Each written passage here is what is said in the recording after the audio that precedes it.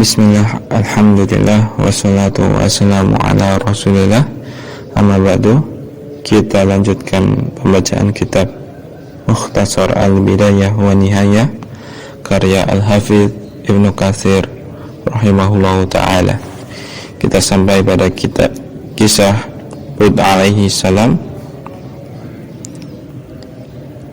Kaum Hud adalah bangsa Arab yang mendiami Al-Ahqaf, yaitu bukit-bukit pasir yang terdapat di wilayah Yaman antara Oman dan Hadhrul Maut. Al-Ahqaf tersebut memanjang di sepanjang laut yang bernama Laut Asy-Syahr. Umumnya mereka tinggal di kemah-kemah yang bertiang besar. Mereka adalah kaum Ad yang pertama. Barang siapa yang menyangka bahwa Iram adalah kota yang berpindah-pindah di muka bumi, terkadang di Syam, terkadang di Yaman, terkadang di Hijaz, dan terkadang di lainnya, maka pendapat ini jauh dari kebenaran serta pendapat yang tidak berdasarkan pada dalil. Disebutkan di dalam kitab Sahih Ibnu Hibban dari Abu Dzar dalam hadisnya yang sangat panjang tentang para rasul dan nabi, bahwa Rasulullah SAW bersabda, di antara mereka ada 4 nabi yang berasal dari bangsa Arab, yaitu Hud, Saleh, Shu'aib, dan nabimu, wahai Abu Dzar. Jadi di sini kaum Hud adalah bangsa Arab ya, dan nabi yang berasal dari bangsa Arab itu dari 25 nabi yang kita kenal, walaupun kita kemarin dapat satu tambahan ya, yaitu Nabi Syed, tapi yang ada di dalam Al-Quran itu ada 25 yang disebutkan. Nah itu ada 4 ya yang berasal dari bangsa Arab, jadi hanya 4 ya. Jadi hanya Hud, Saleh, Shu'aib, dan Nabi Muhammad SAW.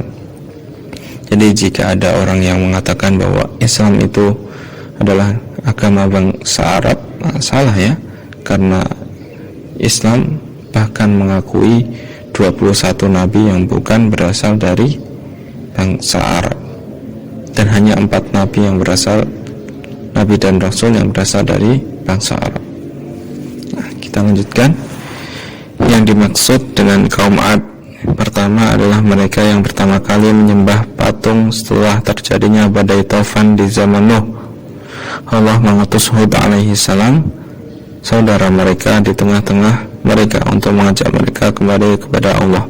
Di sini yang dimaksud saudara mereka ya, karena Hud adalah orang dari bangsa Ad ya, dari kaum Ad. Kaum Ad adalah bangsa Arab yang kafir lagi ingkar, yang terjerumus menjadi penyembah berhala.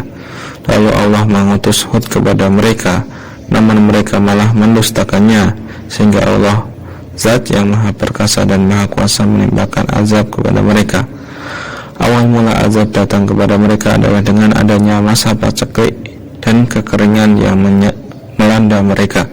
Kemudian mereka meminta hujan, lantas mereka melihat ada kumpulan awan di langit dan menyangkanya sebagai hujan yang membawa rahmat, namun ternyata itu adalah hujan yang mengandung azab, dan angin datang seperti anak panah yang terbuat dari api.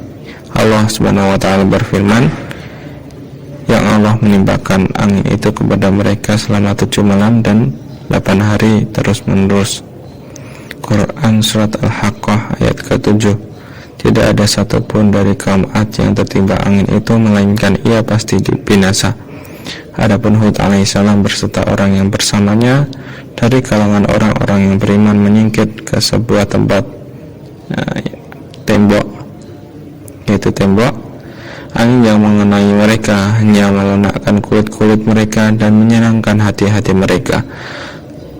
Jadi di sini angin itu jika menimpa kaum kafir dari kaum Ad, maka pasti binasa, dan jika mengenai orang yang beriman kepada apa yang diajarkan oleh Nabi Hud, maka hanya melunakkan kulit-kulit mereka dan menyenangkan hati mereka.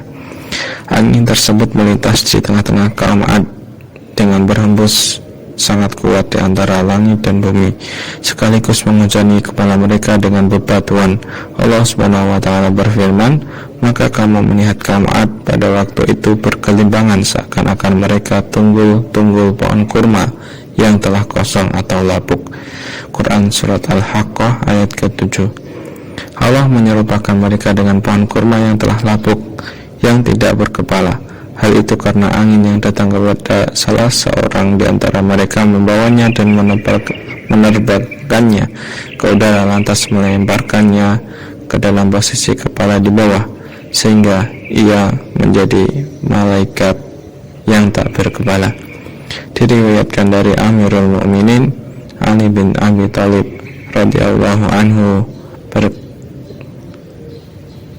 bahwa ia pernah menyebutkan sifat kubur Hud alaihissalam yang terletak di negeri Yaman, sementara yang lainnya menyebutkan bahwa ia berada di wilayah Damashki atau Damaskus, dan di masjid jami'nya terdapat salah satu tempat di tembok bagian depan yang menurut sangkaan sebagian itu adalah kubur Hud alaihissalam. Wallahu ta'ala a'lam.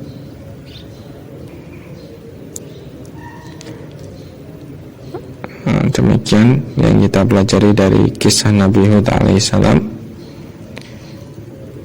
Wassalamualaikum warahmatullahi wabarakatuh.